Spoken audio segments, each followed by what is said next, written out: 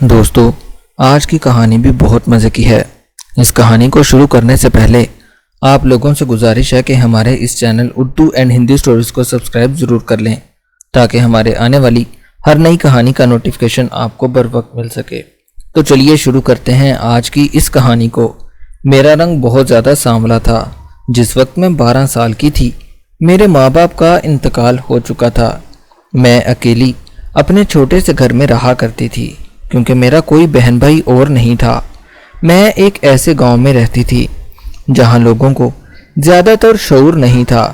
یہاں کے زیادہ لوگ جاہل تھے۔ یہاں لوگ کسی کی کوئی عزت نہیں کرتے تھے۔ میں بھی بہت مشکل کے ساتھ اپنے گھر میں اپنا وقت گزار رہی تھی۔ میرے گھر میں کھانے پینے کے لیے کچھ نہیں ہوتا تھا، لیکن پھر بھی میں زندگی گزارنے کی بھرپور کوشش کر رہی تھی۔ جب حالات بہت زیادہ سخت ہوئے تو میں نے یہ فیصلہ کر لیا تھا کہ میں اب کسی جگہ کام کر لوں گی۔ گاؤں میں مجھے کوئی ایسا کام نہیں ملا جس سے میں پیسے کما سکتی اور اپنے گھر کا گزر بسر چلا سکتی۔ اس لیے مجھے اپنے گاؤں کا گھر چھوڑ کر دور شہر جانا پڑا۔ لیکن شہر میں نوکری ڈھونڈنا کچھ زیادہ آسان نہیں تھا۔ ویسے بھی میں کچھ زیادہ پڑھی لکھی نہیں تھی، اس لیے کوئی بھی مجھے نوکری دینے کے لیے راضی نہیں تھا۔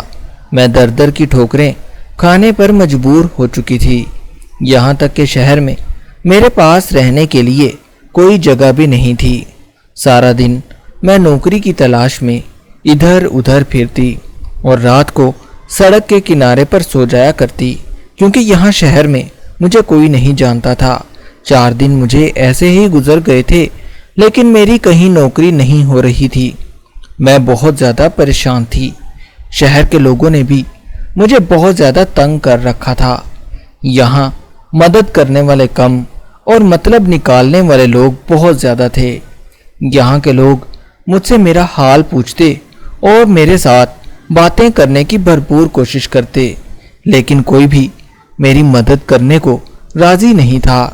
جب مجھے کوئی نوکری نہیں ملی تو میں نے بھیک مانگنا شروع کر دی۔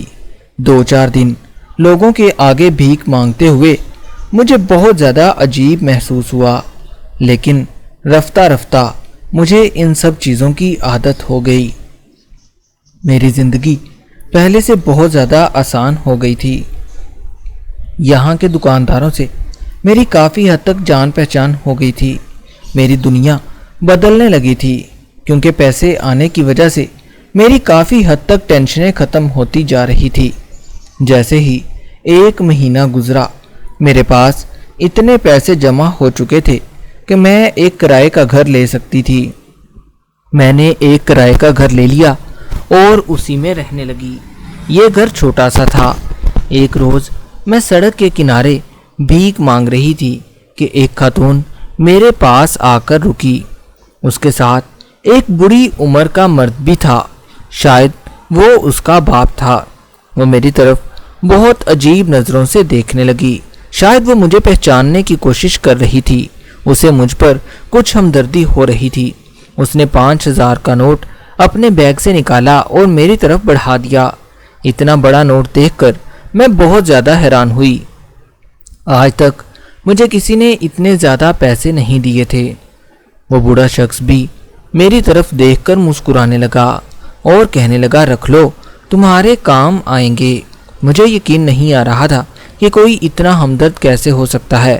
جب میں نے وہ پیسے پکڑے تو وہ خاتون مجھ سے کہنے لگی، تمہیں کوئی بھی کام ہو یا کسی بھی چیز کی ضرورت ہو تو ہمارے گھر آ جانا۔ پھر اس نے اپنا ایک کارڈ میرے ہاتھ میں تھما دیا۔ اس کارڈ پر اس کے گھر کا ایڈریس لکھا ہوا تھا۔ یہ کہنے کے بعد وہ خاتون اور وہ آدمی واپس چلے گئے۔ میں انہیں بہت زیادہ دعائیں دے رہی تھی۔ میں یہ سوچنے لگی کہ کاش ساری دنیا کے لوگ ایسے ہی ہوتے تو مجھے آج مانگنے کی ضرورت نہ پیش پڑتی۔ خیر، اس روز میں ہنسی خوشی اپنے گھر واپس چلی گئی۔ دن ایسے ہی گزرتے رہے۔ مالک مکان نے مجھے ایک روز اپنے گھر سے باہر نکال دیا۔ شاید وہ مجھے رکھنا نہیں چاہتا تھا۔ میں پھر سے سڑکوں پر آ چکی تھی۔ اچانک میرے ذہن میں اسی عورت کا خیال آیا جس نے 5,000 روپے مجھے سڑک کے کنارے دیے تھے۔ میں نے جلدی سے وہ کارڈ ڈھونڈا اور اسی خاتون کے گھر پہنچ گئی۔ یہ ایک بنگلہ نما گھر تھا۔ چوکیدار نے مجھے گھر کے اندر جانے سے منع کر دیا، لیکن جب میں نے اسے وہ کارڈ دکھایا تو اس نے مجھے گھر کے اندر جانے کی اجازت دے دی۔ میں گھر دیکھ کر بہت زیادہ حیران ہو رہی تھی۔ یہ ایک عالی شان گھر بنا ہوا تھا۔ ایسے گھر کبھی میں نے خوابوں میں بھی نہیں دیکھے تھے۔ جیسے ہی میں گھر کے اندر داخل ہوئی، وہی خاتون مجھے پھر سے نظر آئی۔ وہ مجھے دیکھتے ہی مجھے پہچان چکی تھی۔ وہ مجھ سے کہنے لگی، مجھے پوری امید تھی کہ تم یہاں ضرور آؤ گی۔ خاتون کی ایسی بات سن کر میں بہت زیادہ حیران ہوئی۔ خیر، میں نے اس بات کو سوچنا چھوڑ دیا اور اس خاتون سے کہا کہ آج کل مجھے رہنے کا بہت زیادہ مسئلہ ہو رہا ہے۔ میں جس گھر میں رہا کرتی تھی، مالک مکان نے وہ گھر مجھ سے خالی کروا لیا ہے۔ مجھے رہنے کے لیے کچھ دنوں کے لیے کچھ جگہ چاہیے، جب تک میں کسی اور گھر کا انتظام نہیں کر لیتی۔ وہ خاتون میری طرف دیکھ کر مسکرانے لگی اور پھر مجھ سے کہنے لگی، لو بھلا یہ بھی کوئی بات ہے؟ یہ تمہارا اپنا ہی تو گھر ہے، تم یہاں جب چاہے رہ سکتی ہو۔ خاتون کی ایسی بات سن کر میں ایک دفعہ پھر سے بہت زیادہ پریشان ہوئی۔ بھلا کوئی اتنا رحم دل کیسے ہو سکتا ہے؟ مجھے اس خاتون پر شک ہونے لگا۔ مجھے بالکل بھی یقین نہیں آ رہا تھا۔ ایسے گھر میں رہنا میں نے کبھی سوچا تک نہیں تھا۔ وہ مجھے ایک کمرے میں لے گئی۔ وہ کمرہ بہت زیادہ سجا ہوا تھا۔ وہ خاتون مجھ سے کہنے لگی، یہ کمرہ تمہارا ہے اور جب تک تم چاہو یہاں رہ سکتی ہو۔ مجھے ایسے لگ رہا تھا جیسے میں کوئی خواب دیکھ رہی ہوں۔ میں اس گھر میں رہنے کے لیے تیار ہو گئی، جہاں بہت زیادہ نوکر کام کر رہے تھے، لیکن مجھے حیرانگی اس بات پر تھی کہ وہ خاتون مجھے اتنی اہمیت کیوں دے رہی تھی، حالانکہ یہاں پر میرے جیسی بہت زیادہ نوکرانیاں کام کر رہی تھی۔ جیسے جیسے دن گزرتے جا رہے تھے، میں اس گھر کی ہر بات جانتی جا رہی تھی۔ وہ بوڑھا شخص جسے میں خاتون کا والد سمجھ رہی تھی، وہ اس عورت کا والد نہیں بلکہ شوہر تھا۔ میں یہ سوچ سوچ کر بہت زیادہ حیران ہو رہی تھی کہ اتنے بڑے شخص کے ساتھ اس خاتون نے شادی کیوں کی۔ میں نے ایک دو مرتبہ اس خاتون سے ایسی باتیں پوچھنے کی بہت زیادہ کوشش بھی کی، لیکن وہ میری کسی بات کا کوئی جواب نہیں دیتی تھی اور ٹال مٹول کر دیا کرتی تھی۔ وہ بڑا آدمی بھی میرا بہت زیادہ خیال رکھنے لگا تھا، مجھے ضرورت کی ہر چیز مہیا کر دیا کرتا تھا۔ رات کے کھانے کے بعد وہ میرے کمرے میں ضرور آتا اور مجھ سے میرا حال چال پوچھ لیا کرتا تھا۔ مجھے سمجھ نہیں آ رہا تھا کہ وہ مجھ پر اتنے زیادہ احسان کیوں کر رہا ہے۔ مجھے اس گھر میں رہتے ہوئے 3 مہینے گزر چکے تھے کہ ایک روز وہی خاتون میرے کمرے میں آئی۔ وہ بڑے پیار کے ساتھ مجھ سے باتیں کرنے لگی۔ کافی دیر باتیں کرنے کے بعد وہ مجھ سے کہنے لگی، میں تمہاری زندگی سنوار سکتی ہوں۔ میں اس خاتون کی باتیں بہت زیادہ غور سے سن رہی تھی۔ اس وقت میری عمر تقریباً 15 سال کے قریب تھی۔ وہ خاتون مجھ سے کہنے لگی، میں بھی تمہاری طرح ایک مانگنے والی عورت تھی، یعنی میں بھی تمہاری طرح لوگوں کے گھروں میں جا کر بھیک مانگا کرتی تھی، لیکن میں اس بوڑھے شخص کو پسند آ گئی جب میں اس کوٹھی پر بھیک مانگنے آئی تھی، اور اس نے مجھے اپنے ساتھ اپنے ہی گھر میں رکھ لیا تھا، اور آج تمہارے سامنے میں اس گھر کی مالکن بن چکی ہوں۔ مجھے اس خاتون کی باتوں پر بالکل بھی یقین نہیں آ رہا تھا کہ ایسا کیسے ہو سکتا ہے۔ پھر وہ خاتون مجھ سے کہنے لگی، تم بھی میری طرح امیر ہو سکتی ہو۔ میں نے بنا کچھ سوچے سمجھے اس خاتون سے کہہ دیا کہ وہ کیسے؟ وہ مجھ سے کہنے لگی کہ وہ بڑا شخص یعنی میرا شوہر تم سے شادی کرنا چاہتا ہے۔ میں نے اس خاتون سے کہا، یہ آپ کیا کہہ رہی ہیں؟ کہاں وہ 80 سال کا بڑا اور کہاں میں 15 سال کی لڑکی؟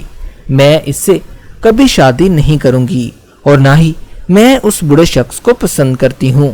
اتنی دیر میں وہ بڑا شخص بھی میرے کمرے میں داخل ہو گیا۔ وہ بڑا شخص مجھ سے کہنے لگا، اسی میں تمہاری بھلائی ہے کہ تم مجھ سے شادی کر لو۔ لیکن میں نے یہ شادی کرنے سے صاف انکار کر دیا کیونکہ مجھے پیسوں کی بالکل بھی لالچ نہیں تھی۔ میں نے اپنا سامان اٹھایا اور اس گھر سے واپس جانے کا سوچ لیا کہ وہاں کی ایک ہی ملازمہ میرے پاس آئی اور مجھ سے کہنے لگی، بیٹا آپ نے بہت اچھا کیا کہ ان لوگوں کی بات نہیں مانی۔ یہ عورت اس بوڑھے شخص کی بیوی نہیں ہے، بلکہ یہ دونوں مل کر ایک ایسا کام کرتے ہیں جس سے یہ دونوں بہت زیادہ پیسے کماتے ہیں۔ یہ دونوں مل کر یتیم اور غریب لڑکیوں کو باہر کے ممالک میں بھیج دیتے ہیں اور پھر وہاں سے خوب پیسے کماتے ہیں۔ میں اس نوکرانی کی ساری باتیں سمجھ چکی تھی۔ اس نوکرانی نے مجھے ان کی ساری حقیقت بتا دی تھی۔ میں اس بنگلے سے نکلی اور سیدھا پولیس اسٹیشن جا پہنچی کیونکہ یہ صرف میرا مسئلہ نہیں بلکہ کافی زندگیوں کا مسئلہ تھا۔ میں نے ساری حقیقت اس پولیس آفیسر کو جا کر بتا دی۔ اس نے مجھ سے وعدہ کیا کہ وہ ایسے انسان کو کیفرے کردار تک ضرور پہنچائے گا۔ پولیس نے خفیہ طریقے سے اپنی تفتیش کا آغاز بھی کر دیا تھا اور کچھ ہی دنوں کے بعد پولیس نے ان دونوں کو گرفتار بھی کر لیا تھا۔ جتنی بھی لڑکیاں آج تک انہوں نے باہر کے ممالک میں بھیجی تھی، پولیس نے سب کو برآمد بھی کروا لیا تھا۔ اس کام کے لیے پولیس نے مجھے بھاری انعام سے نوازا تھا کیونکہ میں بالکل بھی اس معاملے میں گھبرائی نہیں تھی اور میں نے ڈٹ کر ان دونوں کا مقابلہ کیا تھا، اور اگر میری جگہ شاید کوئی اور لڑکی ہوتی تو پیسوں کو دیکھتی اور اسی آدمی سے شادی کر لیتی۔ میں سب لڑکیوں کو یہ پیغام دینا چاہتی ہوں کہ کبھی بھی پیسے کی وجہ سے کسی امیر آدمی سے شادی مت کرنا، ورنہ آپ کو زندگی میں پیسے تو بہت زیادہ ملیں گے لیکن عزت کوئی نہیں دے گا۔ کہانی اچھی لگی ہو تو ہمارے اس channel Urdu and Hindi stories کو سبسکرائب ضرور کر لیں اور اس کو زیادہ سے زیادہ شیئر کریں تاکہ ہمارے آنے والی ہر نئی کہانی کا نوٹیفیکیشن آپ کو بر وقت مل سکے۔